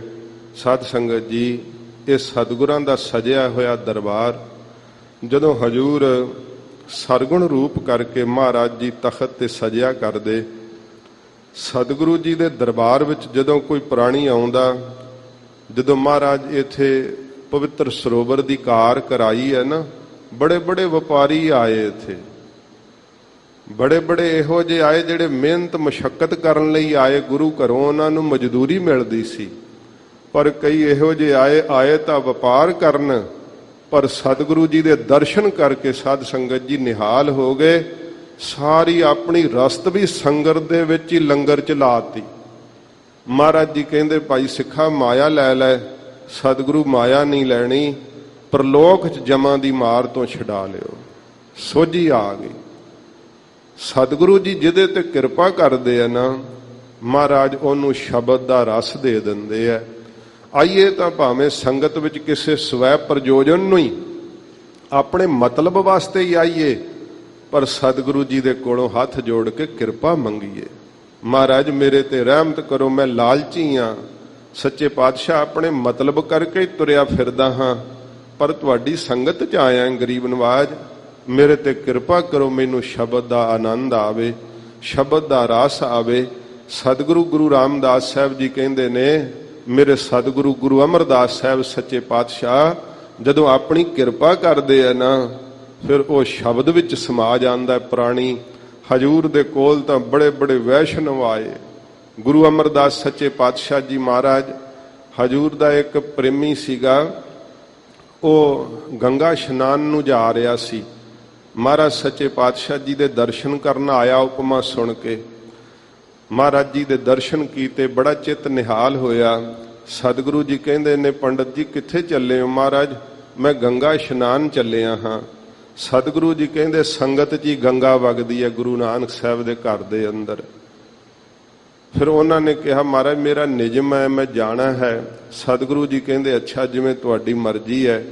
ਫਿਰ ਐਂ ਕਰਿਓ, ਸਾਡੇ ਵਾਸਤੇ ਤੁਸੀਂ ਗੰਗਾ ਜਲ ਹੀ ਲੈ ਆਇਓ। ਲੋਟਾ ਦੇਤਾ ਹਜੂਰ ਨੇ ਕੋਲੋਂ ਵੀ ਲੈਂਦੇ ਆਇਓ। ਅੱਛਾ ਮਹਾਰਾਜ ਜ਼ਰੂਰ ਲਿਆਵਾਂਗੇ। ਉਹ ਜਦੋਂ ਗੰਗਾ ਵਿੱਚ ਆਪ ਇਸ਼ਨਾਨ ਕਰ ਲਿਆ, ਚੇਤਾ ਆਇਆ ਕਿ ਮਹਾਰਾਜ ਲੋਟਾ ਦਿੱਤਾ ਸੀ, ਲੋਟਾ ਭਰ ਲੈ ਚੱਲੀਏ। ਜਦੋਂ ਲੋਟਾ ਡੁਬਕੀ ਲਵਾਈ ਨਾ ਲੋਟੇ ਨੂੰ, ਤੇ ਉਹ ਹੱਥੋਂ ਹੀ ਛੁਟਕ ਗਿਆ, ਉਹ ਗੰਗਾ 'ਚ ਹੀ ਵਹਿ ਗਿਆ। ਪੰਡਤ ਦੇ ਮਨ ਵਿੱਚ ਬੜਾ ਸ਼ੰਕਾ ਆਇਆ ਕਿ ਹੁਣ ਮਹਾਰਾਜ ਦਿੱਤਾ ਸੀ ਲੋਟਾ, ਤੇ ਮਨਾ ਜਲ ਕੀ ਲੈ ਕੇ ਜਾਣਾ, ਲੋਟਾ ਹੀ ਗਵਾਚ ਗਿਆ। ਫਿਰ ਸਤਿਗੁਰਾਂ ਦੇ ਹਜੂਰ ਆਏ। ਮਹਾਰਾਜ ਜੀ ਨੇ ਕਿਹਾ ਕਿ ਪੰਡਤ ਜੀ ਸਾਡਾ ਤੁਸੀਂ ਜਲ ਲਿਆਂਦਾ ਆਖਿਆ ਸੀਗਾ ਨਾ? ਮਹਾਰਾਜ ਭੁੱਲ ਹੋ ਗਈ ਸੱਚੇ ਪਾਤਸ਼ਾਹ, ਉਹ ਤਾਂ ਲੋਟਾ ਵਿੱਚ ਹੀ ਛੁਟਕ ਗਿਆ, ਮਹਾਰਾਜ ਲੋਟਾ ਵੀ ਗਵਾ ਆਏ ਆ। ਸਤਿਗੁਰੂ ਜੀ ਕਹਿੰਦੇ ਅੱਛਾ ਕੋਈ ਨਾ, ਤੁਸੀਂ ਇਸ਼ਨਾਨ ਪਾਣੀ ਕਰ ਲਓ, ਲੰਗਰ ਛਕੋ। ਜਦੋਂ ਪੰਡਤ ਜੀ ਨੇ ਬੌਲੀ ਸਾਹਿਬ ਵਿੱਚ ਟੁੱਬੀ ਮਾਰੀ ਨਾ, ਤਾਂ ਸਾਧ ਸੰਗਤ ਜੀ ਉਹ ਗੰਗਾ ਵਿੱਚ ਛੁਟਕਿਆ ਲੋਟਾ ਬਾਹਰ ਆ ਗਿਆ। ਸੱਚੇ ਪਾਤਸ਼ਾਹ ਦੇ ਹਜੂਰ ਲੈ ਕੇ ਆਏ, ਬੜੇ ਹੈਰਾਨ ਹੋਏ। ਮਹਾਰਾਜ ਇਹ ਤੇ ਗੰਗਾ ਵਿੱਚ ਗਵਾਚਿਆ ਸੀ। ਸਤਿਗੁਰੂ ਜੀ ਕਹਿੰਦੇ ਸਾਡੀ ਬੌਲੀ ਸਾਹਿਬ ਜੋ ਤੀਰਥ ਹੈ, ਇੱਥੇ ਸਾਰੇ ਹੀ ਤੀਰਥਵਾਸ ਕਰਦੇ ਆ ਪੰਡਤ ਜੀ। ਜਿੱਥੇ ਨਾਮ ਹੈ ਨਾ ਉੱਥੇ ਸਾਰੇ ਹੀ ਤੀਰਥਵਾਸ ਕਰਦੇ। ਜਿੱਥੇ ਸਤਿਗੁਰੂ ਹਨ ਉੱਥੇ ਸਾਰੇ ਹੀ ਤੀਰਥਵਾਸ ਕਰਦੇ। ਪੰਡਤ ਨੇ ਸਤਿਗੁਰਾਂ ਜੀ ਦੀ ਸਿੱਖੀ ਧਾਰਨ ਕੀਤੀ, ਗਰੀਬ ਨਿਵਾਜ ਸੱਚੇ ਪਾਤਸ਼ਾਹ ਦੀ ਸੰਗਤ ਵਿੱਚ ਜੁੜ ਕਰਕੇ ਆਪਣਾ ਜਨਮ ਸਫਲਾ ਕੀਤਾ। ਸਾਧ ਸੰਗਤ ਜੀ, ਜਦੋਂ ਸਤਿਗੁਰੂ ਕਿਰਪਾ ਕਰਦੇ ਹੈ ਤੇ ਫਿਰ ਪ੍ਰਾਣੀ ਮਾਤਰ ਦਾ ਮਨ ਸ਼ਬਦ ਵਿੱਚ ਟਿਕ ਜਾਂਦਾ ਹੈ। ਇਹ ਦੇਹਾਂ ਤੋਂ ਉਹਦਾ ਮਨ ਹਟ ਜਾਂਦਾ ਹੈ। ਅੱਖਾਂ ਵੀ ਦੇਹਾਂ ਨਹੀਂ ਵੇਖਦੀਆਂ, ਪਦਾਰਥ ਨਹੀਂ ਵੇਖਦੀਆਂ, ਸੰਸਾਰ ਨਹੀਂ ਵੇਖਦੀਆਂ, ਵਾਹਿਗੁਰੂ ਨੂੰ ਵੇਖਣ ਲੱਗ ਪੈਂਦੀਆਂ। ਅੰਦਰ ਗਿਆਨ ਪ੍ਰਗਟ ਹੋ ਜਾਂਦਾ ਹੈ ਤੇ ਮਤ ਉੱਤਮ ਹੋ ਜਾਂਦੀ ਹੈ। ਉਹ ਪ੍ਰਾਣੀ ਸ਼ਬਦ ਵਿੱਚ ਸਮਾ ਜਾਂਦਾ ਏ। ਮਹੱਲਾ ਚੌਥਾ। ਚੌਥੇ ਪਾਤਸ਼ਾਹ ਸਤਿਗੁਰੂ ਜੀ ਮਹੱਲੇ ਦੁਆਰਾ ਉਪਦੇਸ਼ ਬਖਸ਼ਿਸ਼ ਕਰਦੇ ਹੈ, ਜੋ ਗਰੀਬ ਨਿਵਾਜ ਗੁਰੂ ਨਾਨਕ ਸਾਹਿਬ ਦਾ ਚੌਥਾ ਸਰੂਪ ਹਨ ਸਤਿਗੁਰੂ ਜੀ। ਮਨ ਮੁਖ ਮਾਇਆ ਮੋਹ ਵਿਆਪੇ। ਮਹਾਰਾਜ ਜੀ ਫਿਰ ਮਨਮੁਖ ਦੀ ਹਾਲਤ ਦੱਸਦੇ ਹੈ ਕਿ ਮਨਮੁਖ ਨੂੰ ਮਾਇਆ ਦਾ ਮੋਹ ਵਿਆਪਦਾ, ਕੀ ਇਹ ਚਿੰਬੜਦਾ ਬਾਰ-ਬਾਰ, ਸੁਣ ਲੈਂਦਾ ਫਿਰ ਡੋਲ ਜਾਂਦਾ ਕਿ ਮਾਇਆ ਤੋਂ ਬਿਨਾਂ ਕਿਵੇਂ ਕੰਮ ਚੱਲੇਗਾ। ਮਹਾਰਾਜ ਕਹਿੰਦੇ ਉਹਨੂੰ ਖਿੰਨ ਖਿੰਨ ਕਾਲ ਮਾਇਆ ਵਿਆਪਦੀ ਹੈ, ਚਿੰਬੜਦੀ ਹੈ, ਪਦਾਰਥ ਖਿੱਚਦੇ ਹੈ ਕਿ ਕਿਵੇਂ ਇਹਨਾਂ ਤੋਂ ਬਿਨਾਂ ਸਰੇਗਾ, ਨਹੀਂ ਸਰ ਸਕਦਾ। ਮਨਮੁਖ ਦਾ ਸੁਭਾਅ ਹੁੰਦਾ ਸਾਧ ਸੰਗਤ ਜੀ, ਜਿਹੜਾ ਉਹਦੀ ਗੱਲ ਨਾ ਮੰਨੇ ਉਹਨੂੰ ਮਨਾਉਣ ਵਿੱਚ ਜਿੱਦ ਕਰਦਾ ਹੈ। ਦੁਖੀ ਨੂੰ ਵੇਖ ਕੇ ਸੁਖੀ ਹੁੰਦਾ ਹੈ, ਸੁਖੀ ਨੂੰ ਵੇਖ ਕੇ ਦੁਖੀ ਹੁੰਦਾ ਹੈ ਤੇ ਆਪਣੇ ਮਨ ਦੀ ਗੱਲ ਕਰਨਾ ਚਾਹੁੰਦਾ ਹੈ। ਇਹ ਮਨਮੁਖ ਦੇ ਲੱਛਣ ਹੈ। ਮਹਾਰਾਜ ਜੀ ਕਹਿੰਦੇ ਉਹਨੂੰ ਸਦਾ ਹੀ ਮਾਇਆ ਚਿੰਬੜੀ ਰਹਿੰਦੀ ਆ। ਦੂਜੇ ਭਾਏ ਮਨੁਆ ਥਿਰ ਨਾਹੇ। ਦੂਜੇ ਭਾਵ ਵਿੱਚ ਮਨ ਟਿਕਦਾ ਨਹੀਂ ਹੈ। ਦੂਜਾ ਭਾਵ ਕੀ ਹੈ? ਇਹ ਜ਼ਬਾਨ ਦੇ ਰਸ। ਇਹ ਸਾਧ ਸੰਗਤ ਜੀ ਅੱਖਾਂ ਦਾ ਵੇਖਣਾ, ਕੰਨਾਂ ਦਾ ਸੁਣਨਾ, ਜਿਹੜਾ ਚੁਗਲੀ ਸੁਣ ਕੇ ਖੁਸ਼ ਹੋਣਾ, ਇਹ ਦੂਜਾ ਰਸ ਹੈ। ਜਿਹੜਾ ਰੂਪ ਵੇਖ ਕੇ ਅੱਖਾਂ ਨੇ, ਮਨ ਨੇ ਤ੍ਰਿਪਤੀ ਸਮਝਣੀ, ਇਹ ਦੂਜਾ ਰਸ ਹੈ। ਸੰਸਾਰ ਦੇ ਜਿੰਨੇ ਰਸ ਨੇ ਇਹ ਦੂਜੇ ਰਸ ਨੇ ਸਾਧ ਸੰਗਤ ਜੀ। ਜਿਨ੍ਹਾਂ ਨੂੰ ਦੂਜਾ ਭਾਵ ਹੈ ਨਾ ਸੰਸਾਰ ਦਾ, ਜਿਨ੍ਹਾਂ ਦੇ ਅੰਦਰ ਦੁਵੈਤ ਦੀ ਪ੍ਰੀਤ ਹੈ, ਮਨ ਵਿੱਚ ਈਰਖਾ ਹੈ, ਦੂਜਿਆਂ ਨੂੰ ਪਰਾਏ ਕਰਕੇ ਵੇਖਦਾ ਹੈ, ਸਤਿਗੁਰੂ ਜੀ ਕਹਿੰਦੇ ਮਨ ਉਹਦਾ ਅਸਥਿਰ ਨਹੀਂ ਰਹਿ ਸਕਦਾ, ਉਹਦਾ ਮਨ ਟਿਕ ਨਹੀਂ ਸਕਦਾ ਹੈ। ਕਿਉਂ ਨਹੀਂ ਟਿਕਦਾ? ਕਿਉਂਕਿ ਦੁਸ਼ਮਣ ਸਮਝਦਾ ਕਿਸੇ ਨੂੰ ਮਿੱਤਰ ਸਮਝਦਾ ਹੈ ਤੇ ਮਾਇਆ ਮੋਹ ਰਹੀ ਹੈ। ਪੁਨः ਪੁਨः ਬਾਰ-ਬਾਰ ਮਾਇਆ ਵਿੱਚ ਮਨ ਵਿਆਪਿਆ ਹੋਇਆ ਹੈ, ਲੱਗਾ ਹੋਇਆ ਹੈ। ਸਤਿਗੁਰੂ ਜੀ ਕਹਿੰਦੇ ਮਨ ਭਾਈ ਉਹਦਾ ਦੂਜੇ ਭਾਵ ਵਿੱਚ ਲੱਗਣੇ ਕਰਕੇ, ਸੰਸਾਰਕ ਰਸਾਂ ਵਿੱਚ ਲੱਗਣੇ ਕਰਕੇ ਸਥਿਰ ਨਹੀਂ ਰਹਿੰਦਾ, ਟਿਕਦਾ ਨਹੀਂ ਹੈ। ਆਨ ਦਿਨ ਜਲਤ ਰਹਿ ਦਿਨ ਰਾਤੀ। ਉਹ ਰਾਤ ਦਿਨ ਹੀ ਜਲਦਾ ਰਹਿੰਦਾ ਹੈ। ਕਦੇ ਕਾਮ ਦੀ ਅੱਗ ਵਿੱਚ ਸੜਦਾ ਹੈ, ਕਦੇ ਕ੍ਰੋਧ ਦੀ ਅੱਗ ਵਿੱਚ ਸੜਦਾ ਹੈ, ਕਦੇ ਤ੍ਰਿਸ਼ਨਾ ਦੀ ਅੱਗ ਵਿੱਚ ਸੜਦਾ ਹੈ। ਇਹ ਅੱਗਾਂ ਹੀ ਸਾੜਦੀਆਂ ਉਹਨੂੰ ਤੇ ਉਹ ਕਿਤੇ 1-2 ਮਿੰਟ ਨਹੀਂ, ਮਹਾਰਾਜ ਕਹਿੰਦੇ ਹਰ ਰੋਜ਼ ਰਾਤ ਦਿਨ ਉਹ ਸੜਦਾ ਹੀ ਰਹਿੰਦਾ ਹੈ ਵਿਕਾਰਾਂ ਦੀ ਅਗਨੀ ਦੇ ਅੰਦਰ। ਹਉਮੈ ਖਪਹਿ ਖਪਾਹੇ। ਹਉਮੈ ਵਿੱਚ ਆਪ ਖਪਦਾ ਹੈ, ਦੁਖੀ ਹੁੰਦਾ ਹੈ ਤੇ ਜਿਹੜਾ ਕੋਈ ਉਹਦਾ ਸਾਥੀ ਉਹਨੂੰ ਖਪਾਉਂਦਾ ਉਹਨੂੰ ਵੀ ਦੁਖੀ ਕਰਦਾ ਹੈ। ਹੰਕਾਰੀ ਮਨੁੱਖ ਦਾ ਸੰਗ ਕਰਨ ਵਾਲਾ ਕਦੇ ਸੁਖੀ ਨਹੀਂ ਹੋ ਸਕਦਾ। ਉਹ ਪੁਨः ਗੱਲਾਂ ਬਾਤਾਂ 'ਚ ਡੰਗ ਮਾਰਦਾ ਹੀ ਰਹਿੰਦਾ ਕਿ ਤੂੰ ਮੇਰੀ ਪ੍ਰਭਤਾ ਨਹੀਂ ਸਮਝ ਰਿਹਾ ਤੇ ਮੈਂ ਤੈਨੂੰ ਸਮਝਾ ਦਿੰਦਾ, ਜੋ ਮੈਂ ਹਾਂ ਉਹ ਮੈਂ ਹੀ ਹਾਂ। ਇਹੀ ਹੰਕਾਰੀ ਦਾ ਹੁੰਦਾ। ਤੇ ਅੱਜ ਵੇਖੀਏ ਸੰਸਾਰ ਵਿੱਚ ਬਹੁਤਾਤ ਲੋਕ ਗੱਲਾਂ ਬਾਤਾਂ ਦੇ ਅੰਦਰ ਹੀ ਆਪਣੀ ਦੇਹ ਦੀ ਵਡਿਆਈ ਆਪ ਹੀ ਕਰਦੇ ਆ, ਆਪਣੇ ਪਰਿਵਾਰ ਦੀ ਵਡਿਆਈ ਆਪ ਹੀ ਕਰਦੇ ਆ। ਇਹ ਹੰਕਾਰ ਦੀ ਨਿਸ਼ਾਨੀ ਹੈ। ਗੁਰਮੁਖਾਂ ਦੇ ਬੋਲ ਐਸੇ ਨਹੀਂ ਹੁੰਦੇ। ਉਹ ਤਾਂ ਆਪਣੇ ਆਪ ਨੂੰ ਸਭ ਤੋਂ ਨੀਵਾਂ ਮੰਨ ਲੈਂਦੇ ਆ, ਸਭ ਦੇ ਚਰਨਾਂ ਦੀ ਧੂੜ ਬਣ ਜਾਂਦੇ ਆ। ਸਤਿਗੁਰੂ ਜੀ ਕਹਿੰਦੇ ਹੰਕਾਰ ਕਰਕੇ ਮਨਮੁਖ ਆਪ ਦੁਖੀ ਹੁੰਦਾ, ਖਪਦਾ ਏ ਤੇ ਹੋਰਨਾਂ ਨੂੰ ਜਿਹੜੇ ਉਹਦੇ ਸੰਗੀ ਉਹਨਾਂ ਨੂੰ ਖਪਾਉਂਦਾ ਦੁਖੀ ਕਰਦਾ ਏ। ਅੰਤਰ ਲੋਭ ਮਹਾ ਗੁਬਾਰਾ। ਅੰਦਰ ਲਾਲਚ ਵੈ ਪਦਾਰਥਾਂ ਦੇ ਜੋੜਨ ਦਾ, ਅੰਦਰ ਸਾਧ ਸੰਗਤ ਜੀ ਲੋਭ ਹੈ ਉਹਦੇ ਖਾਣ ਦਾ। ਖਾਣ ਲੱਗਿਆਂ ਵੀ ਕਈ ਇੰਨਾ ਹੀ ਲੋਭ ਕਰਦੇ ਐ ਸਾਧ ਸੰਗਤ ਜੀ, ਜ਼ੁਬਾਨ ਤਾਂ ਰਸ ਦਈ ਜਾਂਦੀ ਹੈ ਪਰ ਪੇਟ ਭਰ ਜਾਂਦਾ ਹੈ। ਫਿਰ ਉਹ ਕਈ ਵਾਰੀ ਕਹਿੰਦੇ ਆ ਕਿ ਜਦੋਂ ਅੱਜ ਕੱਲ੍ਹ ਪੂੜਿਆਂ ਦੀ ਬਹਾਰ ਹੈ, ਬਰਸਾਤ ਹੈ, ਪਾਵਸ ਰਿਤੂ ਚੱਲਦੀ ਪਈ ਹੈ, ਕਹਿੰਦੇ ਮਹਾਰਾਜ ਇੱਕ ਪੂੜਾ ਹੋਰ ਛਕ ਲਓ। ਕਹਿੰਦਾ ਜੇ ਪੂੜੇ ਜੋਗੀ ਜਿਹੜੀ ਹੈ ਉਹ ਪੂੜੇ ਛਕ ਲਏ ਸੀ ਤੇ ਕਹਿੰਦੇ ਜੀ ਇੱਕ ਗੋਲੀ ਖਾ ਲਓ ਹੋਰ ਤੇ ਗੋਲੀ ਨਾਲ ਤੁਸੀਂ ਠੀਕ ਹੋ ਜਾਓਗੇ। ਕਹਿੰਦੇ ਜੇ ਗੋਲੀ ਜੋਗੀ ਥਾਂ ਹੁੰਦੀ ਤੇ ਮੈਂ ਪੂੜਾ ਨਾ ਹੋਰ ਖਾਂਦਾ। ਇੰਨਾ ਰੱਜ ਕੇ ਖਾ ਲੈਣਾ ਕਿ ਗੋਲੀ ਜੋਗੀ ਥਾਂ ਵੀ ਨਾ ਅੰਦਰ ਰਹਿਣੀ।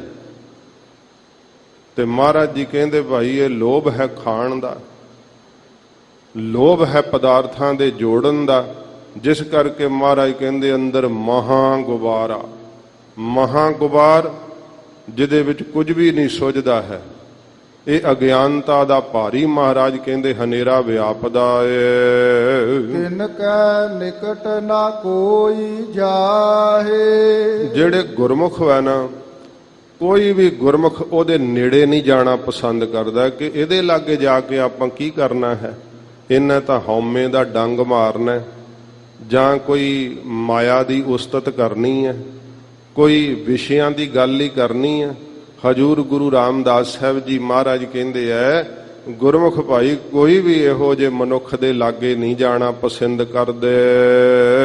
ਓਏ ਆਪ ਦੁਖੀ ਸੁਖ ਕਬਹੂ ਨਾ ਪਾਵੈ। ਉਹ ਆਪ ਦੁਖੀ ਹੁੰਦੇ ਐ ਸਦਾ ਹੀ, ਸੁਖ ਕਬਹੂ ਨਾ ਪਾਵੈ। ਖਿਆਲ ਮਾਤਰ ਵੀ, ਸੁਪਨੇ ਮਾਤਰ ਵੀ ਸੁਖ ਨਹੀਂ ਉਹਨਾਂ ਨੂੰ ਸਾਧ ਸੰਗਤ ਜੀ ਮਿਲਦਾ। ਪ੍ਰਤੱਖ ਤਾਂ ਉਹਨਾਂ ਨੇ ਸੁਖ ਮੰਨਣਾ ਹੀ ਕੀ ਹੈ। ਮਹਾਰਾਜ ਕਹਿੰਦੇ ਥੋੜਾ ਮਾਤਰ ਵੀ ਉਹਨਾਂ ਨੂੰ ਕਦੇ ਵੀ ਸੁਖ ਪ੍ਰਾਪਤ ਨਹੀਂ ਹੁੰਦਾ ਹੈ। ਜਨਮ ਮਰਹਿ ਮਰ ਜਾਹੇ। ਉਹ ਜਨਮਦੇ ਐ ਵਾਸ਼ਨਾ ਦੇ ਸਾਧ ਸੰਗਤ ਜੀ, ਜਮਾਏ ਹੋਏ ਜੰਮਦੇ ਐ ਤੇ ਮੌਤ ਦੇ ਮਾਰੇ ਮਰ ਜਾਂਦੇ ਐ। ਵਾਸ਼ਨਾ ਹੀ ਜਨਮ ਦੇਈ ਜਾਂਦੀ ਹੈ। ਜਿਹੋ ਜੀ ਵਾਸ਼ਨਾ ਉਹੋ ਜੀ ਜੂਨ ਵਿੱਚ ਚਲੇ ਜਾਂਦੇ ਐ। ਜੂਨਾਂ ਬਾਰ-ਬਾਰ ਮਿਲਦੀਆਂ। ਸਤਿਗੁਰੂ ਜੀ ਦੀ ਬਾਣੀ ਕਹਿੰਦੀ ਹੈ ਵਾਸ਼ਨਾ ਸਰੀਰ ਦਿੰਦੀ ਹੈ। ਮਹਾਰਾਜ ਜੀ ਕਹਿੰਦੇ ਐ ਅੰਤ ਕਾਲ ਜੇ ਲక్ష్ਮੀ ਸਿਮਰੈ ਐਸੀ ਚਿੰਤਾ ਮਹਿ ਜੇ ਮਰੈ। ਸਰਪ ਜੋਨ ਵਾਲ ਵਾਲੇ ਆਉਤਰੈ। ਸੱਪ ਦੀ ਜੂਨ ਵਿੱਚ ਬਾਰ-ਬਾਰ ਆਵੇਗਾ। ਵਾਸ਼ਨਾ ਜਨਮ ਦਿੰਦੀ ਹੈ। ਇਹਦੇ ਵਿੱਚ ਭਗਤ ਤਰਲੋਚਨ ਜੀ ਨੇ ਸਾਰੀਆਂ ਵਾਸ਼ਨਾਵਾਂ ਦਾ ਜ਼ਿਕਰ ਕਰਕੇ ਦੱਸਿਆ ਕਿ ਕਿੱਧਰ ਕਿੱਧਰ ਨੂੰ ਜੀਵ ਜਾਂਦਾ ਹੈ। ਅੰਤ ਕਾਲ ਜੇ ਲੜਕੇ ਸਿਮਰੈ ਐਸੀ ਚਿੰਤਾ ਮਹਿ ਜੇ ਮਰੈ। ਸੂਕਰ ਜੋਨ ਵਾਲ ਵਾਲੇ ਆਉਤਰੈ। ਸੂਰ ਦੇ ਬੱਚੇ ਬੜੇ ਹੁੰਦੇ ਸੂਰੀਆਂ ਦੇ, ਪੁੱਤਰ ਕਰਦਾ ਇੱਛਾ ਕਿ ਪੁੱਤਰ ਹੋਵੇ ਚੜ੍ਹਾਈ ਕਰ ਜਾਵੇ। ਉਹਨੂੰ ਇਹ ਜੂਨ ਮਹਾਰਾਜ ਜੀ ਕਹਿੰਦੇ ਮਿਲਦੀ ਹੈ। ਅੰਤ ਕਾਲ ਜੇ ਮੰਦਰ ਸਿਮਰੈ ਐਸੀ ਚਿੰਤਾ ਮਹਿ ਜੇ ਮਰੈ। ਪ੍ਰੇਤ ਜੋਨ ਵਾਲ ਵਾਲੇ ਆਉਤਰੈ। ਅੰਤ ਕਾਲ ਜੇ ਇਸਤਰੀ ਸਿਮਰੈ ਐਸੀ ਚਿੰਤਾ ਮਹਿ ਜੇ ਮਰੈ। ਵੇਸਵਾ ਜੋਨ ਵਾਲ ਵਾਲੇ ਆਉਤਰੈ। ਤੇ ਫਿਰ ਭਗਤ ਜੀ ਕਹਿੰਦੇ ਨੇ ਅੰਤ ਕਾਲ ਨਾਰਾਇਣ ਸਿਮਰੈ ਐਸੀ ਚਿੰਤਾ ਮਹਿ ਜੇ ਮਰੈ। ਬਦਤ ਤਰਲੋਚਨ ਤੇ ਨਰ ਮੁਕਤਾ ਪੀਤੰਬਰ ਵਾਕੈ ਹਿਰਦੈ ਬਸੈ। ਭਗਤ ਤਰਲੋਚਨ ਜੀ ਕਹਿੰਦੇ ਉਹ ਮੁਕਤ ਹੋ ਜਾਂਦਾ ਪੁਰਖ ਮਰਨ ਲੱਗਿਆਂ ਜਿਹਦੇ ਮਨ ਵਿੱਚ ਇਹ ਚਿੰਤਾ ਖਿਆਲ ਆਵੇ ਕਿ ਮਨਾ ਬਹੁਤਾ ਨਾਮ ਜਪਣਾ ਚਾਹੀਦਾ ਸੀ ਥੋੜਾ ਜਪਿਆ। ਵਾਹਿਗੁਰੂ ਦੇ ਨਾਮ ਦੇ ਜਪਣ ਦਾ ਖਿਆਲ ਹੋਵੇ ਤੇ ਅੰਤ ਵੇਲੇ ਆਪਣੇ ਮੁਖ ਤੋਂ ਆਖੇ ਸਤਨਾਮ ਸ਼੍ਰੀ ਵਾਹਿਗੁਰੂ। ਉਹਦੇ ਪ੍ਰਾਣ ਕਿਧਰੇ ਪੰਖੇਰੂ ਨਹੀਂ ਹੁੰਦੇ, ਵਾਹਿਗੁਰੂ ਦੇ ਦੇਸ਼ ਵਿੱਚ ਪਹੁੰਚਦੇ ਐ। ਸਤਿਗੁਰੂ ਜੀ ਕਹਿੰਦੇ ਭਾਈ ਐਸਾ ਮਨੁੱਖ ਜਿਹਦੇ ਅੰਦਰ ਅਗਿਆਨਤਾ ਦਾ ਗੁਬਾਰ ਹਨੇਰਾ ਹੈ ਉਹ ਆਪ ਦੁਖੀ ਹੁੰਦਾ। ਸੱਚੇ ਪਾਤਸ਼ਾਹ ਕਹਿੰਦੇ ਹੋਰਨਾਂ ਨੂੰ ਦੁਖੀ ਕਰਦਾ ਹੈ। ਹਜੂਰ ਕਹਿੰਦੇ ਜਨਮਦਾ ਹੈ ਵਾਸ਼ਨਾ ਦਾ ਮਾਰਿਆ ਹੋਇਆ ਤੇ ਮੌਤ ਦਾ ਮਾਰਿਆ ਮਰ ਜਾਂਦਾ ਹੈ। ਫਿਰ ਮਹਾਰਾਜ ਕਹਿੰਦੇ ਜਨਮ ਮਰਹਿ ਮਰ ਜਾਹੀ, ਕਿਉਂਕਿ ਉਹ ਵਾਹਿਗੁਰੂ ਵੱਲੋਂ ਮਰ ਗਏ ਹੈ, ਪਰਮੇਸ਼ਰ ਦੇ ਨਾਮ ਵੱਲੋਂ ਮਰ ਗਏ ਹੈ। ਜਿਹੜਾ ਸਾਧ ਸੰਗਤ ਜੀ ਅਸੀਂ ਜਿਉਨੇ ਆ ਨਾ, ਜਿਹੜਾ ਮਹਾਰਾਜ ਨੇ ਇਹਨੂੰ ਜਿਉਣਾ ਨਹੀਂ ਕਿਹਾ ਹੈ। ਸਤਿਗੁਰੂ ਜੀ ਕਹਿੰਦੇ ਨੇ ਜੀਵਨੰ ਹਰ ਨਾਮ ਧਿਆਵਣ। ਜਿਹੜਾ ਵਾਹਿਗੁਰੂ ਦਾ ਨਾਮ ਧਿਆਉਣਾ ਹੈ ਨਾ, ਮਰਣੰ ਬਿਸਰਣੰ ਗੋਬਿੰਦ ਹੈ, ਜੀਵਨੰ ਹਰ ਨਾਮ ਧਿਆਵਣ। ਵਾਹਿਗੁਰੂ ਦਾ ਨਾਮ ਭੁੱਲਣਾ ਹੀ ਮੌਤ ਹੈ, ਮਰਨਾ ਹੈ। ਤੇ ਜ਼ਿੰਦਗੀ ਕੀ ਹੈ? ਵਾਹਿਗੁਰੂ ਦਾ ਨਾਮ ਜਪਣਾ। ਸਤਿਗੁਰੂ ਕਹਿੰਦੇ ਜਿਹੜੇ ਵਾਹਿਗੁਰੂ ਨਾਮ ਵੱਲੋਂ ਮਰੇ ਹੋਏ ਐ, ਵਾਸ਼ਨਾ ਦੇ ਵਿੱਚ ਉਹ ਜਨਮਦੇ ਤੇ ਮਰਦੇ ਰਹਿੰਦੇ ਆ। ਨਾਨਕ ਬਖਸ਼ ਲਏ ਪ੍ਰਭ ਸਾਚਾ। ਜੇ ਮੇਰਾ ਸੱਚਾ ਪ੍ਰਭੂ ਵਾਹਿਗੁਰੂ ਸਤਿਗੁਰੂ ਜੀ ਕਹਿੰਦੇ ਭਾਈ ਬਖਸ਼ ਲਵੇ। ਜੇ ਗੁਰ ਚਰਨੀ ਚਿਤ ਲਾਹੇ। ਮਹਾਰਾਜ ਜੀ ਵਾਹਿਗੁਰੂ ਜੀ ਬਖਸ਼ਿਸ਼ ਕਿਵੇਂ ਕਰਦੇ ਆ, ਗੁਨਾਹਾਂ ਨੂੰ ਕਿਵੇਂ ਬਖਸ਼ਦੇ ਆ? ਗੁਰੂ ਰਾਮਦਾਸ ਸਾਹਿਬ ਜੀ ਹਜੂਰ ਕਹਿੰਦੇ ਜੇ ਗੁਰ ਚਰਨੀ ਚਿਤ ਲਾਹੇ। ਜੇ ਗੁਰੂ ਸਾਹਿਬ ਦੇ ਚਰਨਾਂ ਨਾਲ ਆਪਣਾ ਚਿੱਤ ਜੋੜ ਲਵੇ ਨਾ, ਤੇ ਵਾਹਿਗੁਰੂ ਜੀ ਸਭ ਗੁਨਾਹਾਂ ਨੂੰ ਬਖਸ਼ ਦਿੰਦੇ ਆ। ਕਿਉਂਕਿ ਵਾਹਿਗੁਰੂ ਦਾ ਸਰਗੁਣ ਰੂਪ ਹਨ ਸਤਿਗੁਰੂ ਸੱਚੇ ਪਾਤਸ਼ਾਹ ਜੀ ਮਹਾਰਾਜ। ਸਤਿਗੁਰੂ ਜੀ ਆਪ ਨਿਰੰਕਾਰ ਨੇ ਆਪਣਾ ਸਰੂਪ ਬਣਾਉਣਾ ਕੀਤਾ ਹੈ। ਇਸ ਕਰਕੇ ਜਿਹੜੇ ਸਤਿਗੁਰੂ ਗੁਰੂ ਨਾਨਕ ਸਾਹਿਬ ਦੇ ਚਰਨੀ ਲੱਗਦੇ ਐ, ਧੰਨ ਗੁਰੂ ਅਮਰਦਾਸ ਸੱਚੇ ਪਾਤਸ਼ਾਹ ਦੇ ਚਰਨੀ ਲੱਗਦੇ ਐ। ਗੁਰੂ ਰਾਮਦਾਸ ਸੱਚੇ ਪਾਤਸ਼ਾਹ ਜੀ ਕਹਿੰਦੇ ਨੇ ਮੇਰਾ ਹਰੀ ਪ੍ਰਭੂ ਉਹਨਾਂ ਨੂੰ ਬਖਸ਼ ਲੈਂਦਾ ਏ। ਪੌੜੀ। ਪੌੜੀ ਦੁਆਰਾ ਮਹਾਰਾਜ ਜੀ ਬਖਸ਼ਿਸ਼ ਕਰਦੇ ਹੋਏ ਸ਼ਬਦ ਸੰਪੂਰਨ ਕਰਦੇ ਆ। ਸੰਤ ਭਗਤ ਪਰਵਾਨ। ਹਜੂਰ ਕਹਿੰਦੇ ਭਾਈ ਉਹ ਸੰਤ ਉਹ ਭਗਤ ਪਰਵਾਨ ਚੜ ਜਾਂਦਾ ਹੈ, ਸੁਰਖਰੂ ਹੋ ਜਾਂਦਾ ਹੈ। ਹੁਣ ਸਾਧ ਸੰਗਤ ਜੀ ਕਹਿਣ ਨੂੰ ਤਾਂ ਕੋਈ ਵੀ ਕਹਿ ਸਕਦਾ ਕਿ ਮੈਂ ਸੰਤ ਹਾਂ, ਮੈਂ ਭਗਤ ਹਾਂ। ਜੇ ਭਗਤ ਨੂੰ ਪੁੱਛੋ ਕਿ ਮਹਾਰਾਜ ਤੁਸੀਂ ਸੰਤ ਹੋ, ਤੁਸੀਂ ਭਗਤ ਹੋ, ਤੇ ਉਹ ਕਹਿੰਦੇ ਨੇ ਕਬੀਰ ਕੂਕਰ ਰਾਮ ਕੋ ਮੁਤੀਆ ਮੇਰੋ ਨਾਓ, ਗਲੇ ਹਮਾਰੇ ਜੇਵਰੀ ਜਹ ਖਿੰਚੈ ਤਹ ਜਾਓ। ਉਹ ਆਪਣੇ ਆਪ ਨੂੰ ਮਹਾਰਾਜ ਜੀ ਦਾ ਸੇਵਕ ਕਹਿੰਦੇ ਆ, ਦਾਸ ਕਹਿੰਦੇ ਆ, ਕੂਕਰ ਕਹਿੰਦੇ ਆ। ਮਹਾਰਾਜ ਕਹਿੰਦੇ ਭਾਈ ਉਹ ਸੰਤ ਉਹ ਭਗਤ ਵਾਹਿਗੁਰੂ ਦੇ ਦਰ ਪ੍ਰਵਾਨ ਚੜ ਜਾਂਦੇ ਆ। ਜੋ ਪ੍ਰਭ ਭਾਇਆ। ਜੋ ਮੇਰੇ ਪ੍ਰਭੂ ਨੂੰ ਭਾ ਗਏ ਐ, ਜਿਨ੍ਹਾਂ ਦੇ ਅੰਦਰ ਮੇਰੇ ਪ੍ਰਭੂ ਦਾ ਭਾਣਾ ਭਾ ਗਿਆ ਹੈ ਨਾ, ਮਹਾਰਾਜ ਕਹਿੰਦੇ ਭਾਈ ਉਹ ਸੁਰਖਰੂ ਹੁੰਦੇ ਆ ਵਾਹਿਗੁਰੂ ਜੀ ਦੇ ਦਰਬਾਰ ਅੰਦਰ। ਸਈ ਵਿਚਖਣ ਜੰਤ। ਉਹ ਜੰਤ ਉਹ ਜੀਵ ਸਤਿਗੁਰੂ ਜੀ ਕਹਿੰਦੇ ਭਾਈ ਵਿਚਖਣ ਕੀ ਚਤੁਰ ਹਨ। ਜਿਹੜਾ ਸਾਧ ਸੰਗਤ ਜੀ ਰੱਬ ਦਾ ਪਿਆਰਾ ਨਾ, ਬੜੇ ਚਲਾਕ ਹੁੰਦੇ ਆ। ਵੇਖਣ ਨੂੰ ਲੱਗਦੇ ਆ ਕਿ ਇਹਨਾਂ ਨੂੰ ਕੋਈ ਸੁੱਧ ਬੁੱਧ ਨਹੀਂ ਬਾਹਰ ਦੀ, ਬੜੇ ਭੋਲੇ ਆ। ਪਰ ਕਬੀਰ ਸਾਹਿਬ ਜੀ ਕਹਿੰਦੇ ਨੇ ਕਬੀਰ ਚਤੁਰਾਈ ਅਤ ਘਨੀ ਹਰ ਸਿਮਰਤ ਦਿਨ ਜਾਏ। ਵਾਹਿਗੁਰੂ ਵਾਹਿਗੁਰੂ ਕਰਦਿਆਂ ਜਿਹਦਾ ਦਿਨ ਰਾਤ ਲੰਘਦਾ ਨਾ, ਬੜੇ ਚਲਾਕ ਹੁੰਦੇ ਆ। ਉਹ ਮਨਮੁਖ ਤਾਂ ਕਦੇ ਕਾਮ ਦੇ ਫੁਰਨੇ ਨੇ ਢਾ ਲਿਆ, ਕਦੇ ਕ੍ਰੋਧ ਨੇ ਢਾ ਲਿਆ। ਰੱਬ ਦੇ ਪਿਆਰੇ ਤਾਂ ਕਾਮ ਦਾ ਫੁਰਨਾ ਨਹੀਂ ਚੱਲਣ ਦਿੰਦੇ, ਕ੍ਰੋਧ ਨੂੰ ਆਪਣੇ ਅੰਦਰ ਆਉਣ ਹੀ ਨਹੀਂ ਦਿੰਦੇ। ਇੰਨੇ ਚਲਾਕ ਹੁੰਦੇ, ਉਸੇ ਵੇਲੇ ਮਨ ਦੀ ਗਤਾ ਗਤੀ ਨੂੰ ਫੜ ਲੈਂਦੇ, ਮਨ ਦੇ ਅੰਦਰ ਬੁਰਾਈ ਆਉਣ ਹੀ ਨਹੀਂ ਦਿੰਦੇ। ਸਤਿਗੁਰੂ ਜੀ ਕਹਿੰਦੇ ਭਾਈ ਉਹ ਬਹੁਤ ਚਤੁਰ ਹੁੰਦੇ ਐ, ਜਿਨ੍ਹਾਂ ਨੂੰ ਵਾਹਿਗੁਰੂ ਨਾਮ ਸਦਾ ਚੇਤੇ ਰਹਿੰਦਾ ਹੈ। ਉਹ ਜੰਤ ਉਹ ਜੀਵ ਸਦਾ ਮਹਾਰਾਜ ਕਹਿੰਦੇ ਭਾਈ ਚਤੁਰ ਹਨ, ਚਲਾਕ ਹਨ। ਜਿਨੀ ਹਰ ਧਿਆਇਆ। ਜਿਨ੍ਹਾਂ ਨੇ ਮੇਰੇ ਵਾਹਿਗੁਰੂ ਦੇ ਨਾਮ ਨੂੰ ਧਿਆਇਆ ਹੈ। ਫਿਰ ਮਹਾਰਾਜ ਕਹਿੰਦੇ ਸੇਈ ਬਚਖਣ ਜੰਤ। ਸਾਧ ਸੰਗਤ ਜੀ ਛੰਦੀ ਸੇਧ ਕਰਕੇ ਬੇਚਖਣ, ਚਖਣ ਕਹਿੰਦੇ ਆ ਚਕਸ਼ੂ ਨੇਤਰਾਂ ਨੂੰ। ਮਹਾਰਾਜ ਕਹਿੰਦੇ ਭਾਈ ਉਹਨਾਂ ਦੇ ਜਿਹੜੇ ਅੰਦਰ ਜਿਹੜੀ ਦਿਵ ਦ੍ਰਿਸ਼ਟੀ ਹੈ ਨਾ, ਅੰਦਰਲੇ ਚਕਸ਼ੂ ਗਿਆਨ ਦੀਆਂ ਅੱਖਾਂ, ਉਹ ਖੁੱਲ ਜਾਂਦੀਆਂ ਨੇ। ਕਿਹਨਾਂ ਦੀਆਂ? ਜਿਨ੍ਹਾਂ ਨੇ ਵਾਹਿਗੁਰੂ ਨਾਮ ਨੂੰ ਧਿਆਇਆ ਹੈ, ਬਾਰ-ਬਾਰ ਆਪਣੀ ਰਸਨਾ ਤੋਂ ਗੁਰ ਮੰਤਰ ਜਪਿਆ ਹੈ। ਉਹਨਾਂ ਦੇ ਅੰਦਰਲਾ ਜਿਹੜਾ ਸਾਧ ਸੰਗਤ ਜੀ ਗਿਆਨ ਦਾ ਨੇਤਰ ਉਹ ਖੁੱਲ ਜਾਂਦਾ ਏ। ਸਤਿਗੁਰੂ ਜੀ ਕਹਿੰਦੇ ਭਾਈ ਉਹਨਾਂ ਨੂੰ ਗਿਆਨ ਹੋ ਜਾਂਦਾ ਹੈ। ਉਹਨਾਂ ਦੀ ਦ੍ਰਿਸ਼ਟੀ ਦੇ ਅੰਦਰ ਇਹੋ ਜਿਹਾ ਗਿਆਨ ਆਉਂਦਾ ਹੈ ਕਿ ਪ੍ਰਲੋਕ ਤੱਕ ਦੀ ਉਹਨਾਂ ਨੂੰ ਸੋਝੀ ਹੋ ਆਉਂਦੀ ਹੈ। ਹਜੂਰ ਕਹਿੰਦੇ ਦਿਵ ਦ੍ਰਿਸ਼ਟੀ ਮਿਲ ਜਾਂਦੀ ਆ। ਅੰਮ੍ਰਿਤ ਨਾਮ ਨਿਧਾਨ। ਵਾਹਿਗੁਰੂ ਜੀ ਦਾ ਜਿਹੜਾ ਨਾਮ ਹੈ ਇਹ ਮ੍ਰਿਤਿਉ ਤੋਂ ਰਹਿਤ ਕਰ ਦੇਣ ਵਾਲਾ ਹੈ। ਐਸਾ ਅੰਮ੍ਰਿਤ ਹੈ ਕਿ ਜਿਹਦੇ ਨਾਲ ਸਾਧ ਸੰਗਤ ਜੀ ਫਿਰ ਮੌਤ ਨਹੀਂ ਆਉਂਦੀ। ਅੰਮ੍ਰਿਤ ਨਾਮ ਉਹਨਾਂ ਨੇ ਸਮਝਿਆ ਕਿ ਇਹੀ ਨਿਧਾਨ ਖਜ਼ਾਨਾ ਹੈ। ਹੋਰ ਖਜ਼ਾਨੇ ਸੰਸਾਰ ਦੇ ਅੰਦਰ ਸਭ ਨਾਸ਼ ਹੋ ਜਾਣ ਵਾਲੇ ਹੈ। ਵਾਹਿਗੁਰੂ ਦੇ ਨਾਮ ਅੰਮ੍ਰਿਤ ਨੂੰ ਉਹਨਾਂ ਨੇ ਨਿਧਾਨ ਖਜ਼ਾਨਾ ਸਮਝਿਆ ਹੈ। ਭੋਜਨ ਖਾਇਆ ਨਾਮ ਰੂਪੀ ਭੋਜਨ ਨੂੰ ਉਹਨਾਂ ਨੇ ਖਾਧਾ, ਜਿਸ ਕਰਕੇ ਤ੍ਰਿਪਤ ਹੋ ਗਏ ਸਦਾ ਲਈ। ਕਦੇ ਫਿਰ ਭੁੱਖ ਲੱਗਦੀ ਹੀ ਨਹੀਂ ਸੰਸਾਰ ਦੇ ਪਦਾਰਥਾਂ ਦੀ। ਨਾਮ ਦੀ ਇੰਨੀ ਭੁੱਖ ਲੱਗਦੀ ਹੈ ਕਿ ਉਹਨਾਂ ਨੂੰ ਰੱਜ ਹੀ ਨਹੀਂ ਆਉਂਦਾ। ਉਹ ਤਾਂ ਹੋਰ ਨਾਮ ਜਪਦੇ ਆ, ਹੋਰ ਨਾਮ ਜਪਦੇ ਆ। ਮਹਾਰਾਜ ਜੀ ਨੂੰ ਪੁੱਛਿਆ ਸੀ ਸਿੱਧਾ ਨੇ ਗੁਰੂ ਨਾਨਕ ਸਾਹਿਬ, ਆਪ ਨੂੰ ਕਿੰਨੀ ਕੁ ਭੁੱਖ ਹੈ ਨਾਮ ਦੀ? ਮਹਾਰਾਜ ਨੇ ਕਿਹਾ, ਮਾਰੂ ਮੀਹ ਨ ਤ੍ਰਿਪਤਿਆ, ਅੱਗੀ ਲਹੈ ਨ ਭੁੱਖ। ਹਜੂਰ ਕਹਿੰਦੇ, ਸਿੱਧੋ ਮਾਰੂ ਥਲ ਕਦੇ ਮੀਂਹ ਪੈਣ ਨਾਲ ਰੱਜ ਜਾਂਦਾ ਕਿ ਮੈਨੂੰ ਹੁਣ ਹੋਰ ਨਹੀਂ ਵਰਖਾ ਚਾਹੀਦੀ, ਮੈਂ ਰੱਜ ਗਿਆ? ਉਹ ਤਾਂ ਜਿੰਨੀ ਮਰਜ਼ੀ ਵਰਖਾ ਪਈ ਜਾਏ ਮਾਰੂ ਥਲ ਵਿੱਚ ਜਜ਼ਬ ਹੋਈ ਜਾਂਦੀ ਹੈ। ਜਾਂ ਅੱਗ ਰੱਜ ਜਾਂਦੀ ਹੈ ਕਿ ਮੈਨੂੰ ਹੋਰ ਹੁਣ ਲੱਕੜਾਂ ਨਾ ਪਾਓ, ਮੈਂ ਰੱਜ ਗਈ ਹਾਂ। ਜਿੰਨੀਆਂ ਲੱਕੜਾਂ ਪਾ ਦੋ ਸਭ ਭਸਮ ਕਰ ਦਿੰਦੀ ਹੈ।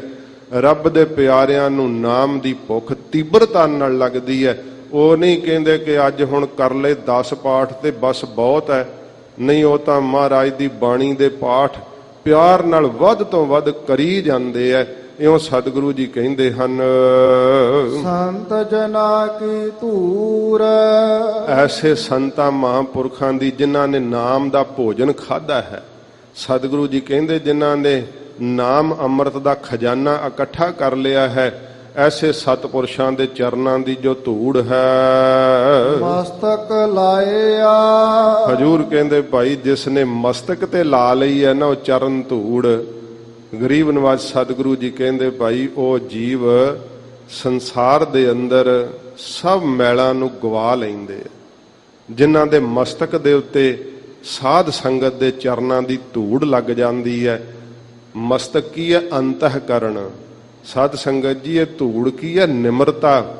ਜਿਨ੍ਹਾਂ ਦੇ ਅੰਤঃਕਰਣ ਦੇ ਅੰਦਰ ਨਿਮਰਤਾ ਰੂਪੀ ਧੂੜ ਪਰਸ ਗਈ ਹੈ, ਉਹ ਸਾਧ ਸੰਗਤ ਜੀ ਪਾਪੀ ਵੀ ਪਵਿੱਤਰ ਹੋ ਜਾਂਦੇ। ਹਜੂਰ ਕਹਿੰਦੇ ਹਨ ਸਮਾਪਤੀ ਕਰਦੇ ਹੋਏ, ਨਾਨਕ ਭਏ ਪੁਨੀਤ। ਸਤਿਗੁਰੂ ਜੀ ਕਹਿੰਦੇ, ਭਾਈ ਉਹ ਪੁਨੀਤ ਹੋ ਗਏ। 3 ਵਾਰ ਪਵਿੱਤਰ ਕਹੀਏ ਤੇ 1 ਪੁਨੀਤ ਬਣਦਾ ਹੈ। ਹਜੂਰ ਕਹਿੰਦੇ ਉਹ ਪਵਿੱਤਰ ਹੋ ਗਏ, ਮਨ ਕਰਕੇ ਪਵਿੱਤਰ ਹੋ ਗਏ, ਬਾਣੀ ਕਰਕੇ ਪਵਿੱਤਰ ਹੋ ਗਏ, ਸਰੀਰ ਕਰਕੇ, ਜਿਨ੍ਹਾਂ ਨੇ ਸਾਧੂਆਂ ਦੇ ਚਰਨਾਂ ਦੀ ਧੂੜ ਨੂੰ ਪਰਸਿਆ, ਸਤ ਸੰਗਤ ਦੇ ਚਰਨਾਂ ਦੀ ਧੂੜ ਨੂੰ ਪਰਸਿਆ। ਨਾਮ ਰਸੀਏ ਗੁਰਸਿੱਖ। ਜਿਵੇਂ ਸਾਧ ਸੰਗਤ ਜੀ ਮਹਾਰਾਜ ਆਪਣੀ ਬਾਣੀ ਵਿੱਚ ਪ੍ਰਮਾਣ ਦਿੱਤੇ ਹੈ, ਚੰਦਨ ਦਾ ਇੱਕ ਛੋਟਾ ਜਿਹਾ ਬੂਟਾ ਜਿਸ ਜੰਗਲ ਵਿੱਚ ਹੁੰਦਾ ਹੈ, ਸਭ ਜੰਗਲ ਨੂੰ ਚੰਦਨ ਕਰ ਦਿੰਦਾ ਹੈ। ਐਸਾ ਨਾਮ ਰਸੀਆ ਗੁਰਸਿੱਖ।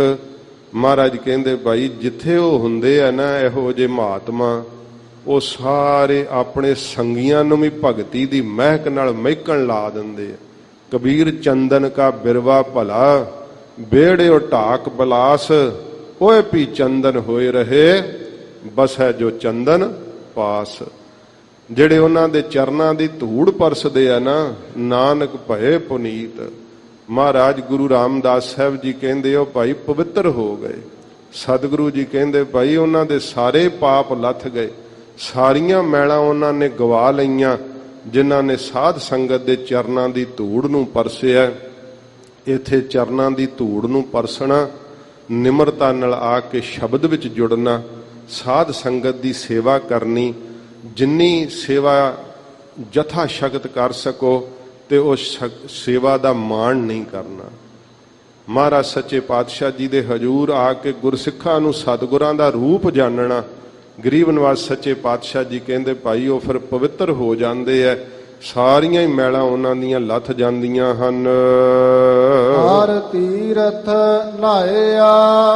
ਵਾਹਿਗੁਰੂ ਨਾਮ ਦਾ ਤੀਰਥ ਵੈ ਸਾਧ ਸੰਗਤ। ਸਾਧ ਸੰਗਤ ਅਸਥਾਨ ਜਗਮਗ ਨੂਰ ਹੈ।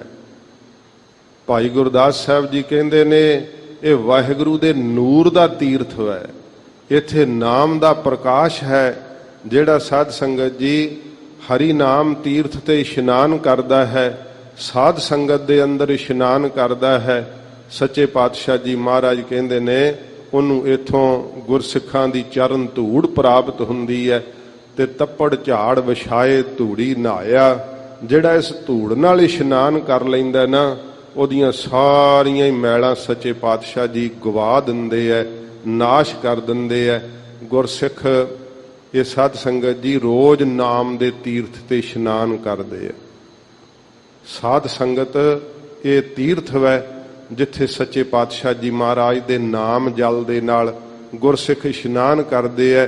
ਇਹ ਇਸ਼ਨਾਨ ਹੈ ਸੁਣਿਆ ਮੰਨਿਆ, ਮਨ ਕੀਤਾ ਭਾਓ, ਅੰਤਰਗਤ ਤੀਰਥ ਮਲ ਨਹਾਓ। ਇਹ ਸੱਚੇ ਪਾਤਸ਼ਾਹ ਜੀ ਮਹਾਰਾਜ ਨੇ ਪਵਿੱਤਰ ਉਪਦੇਸ਼ ਬਖਸ਼ਿਸ਼ ਕੀਤਾ ਹੈ।